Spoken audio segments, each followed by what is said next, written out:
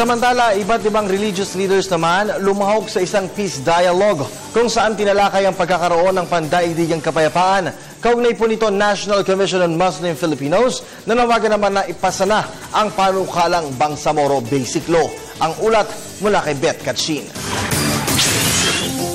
Dinaluhan ng iba't ibang religious leaders mula sa relihiyong Islam, Katoliko, Buddhist at Orthodox ang isang peace dialogue kung saan hinimay ang mga scriptural texts sa pagkakaroon ng pandaigdigang kapayapaan.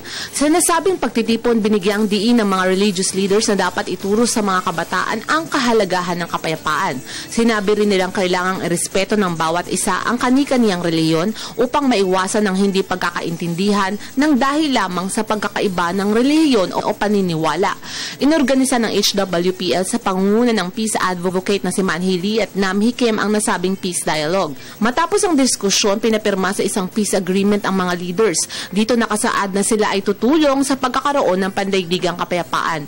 Hinikayat po ang United Nations na gumawa na ng international law na makakatulong upang wakasan na ang giyera at labanan sa daigdig. Napakaganda ang gathering ito dahil it talks about peace, and I think kailangan sa ating bansa dahil maraming hindi lang sa Mindanao, kahit sa pamilya, sa ating lipunan ay nagkakaroon ng kaguluhan. So I think kailangan natin talagang ipursige ang paghanap ng katahimikan, kapayapaan para magkaroon ng kasaganaan dito at kasaganaan na rin doon sa kaharian ng ating Panginoon. Nanawagan naman ng mga Muslim na ipasa na ang BBL para sa inaasam na kapayapaan sa rehiyon. Napakaganda dahil una-una sa panahon ngayon, lahat ng sektor, makalokal ka man international, ay ngayon ay nananawagan ng kapayapaan.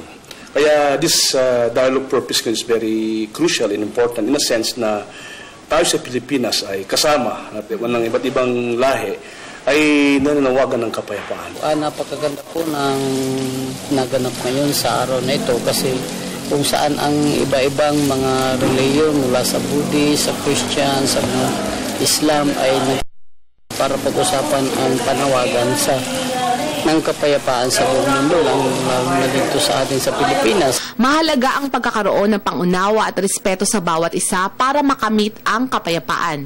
Ngunit higit na mas mahalaga na ang kapayapaan ay magsimula muna sa ating mga sarili, sa ating mga puso.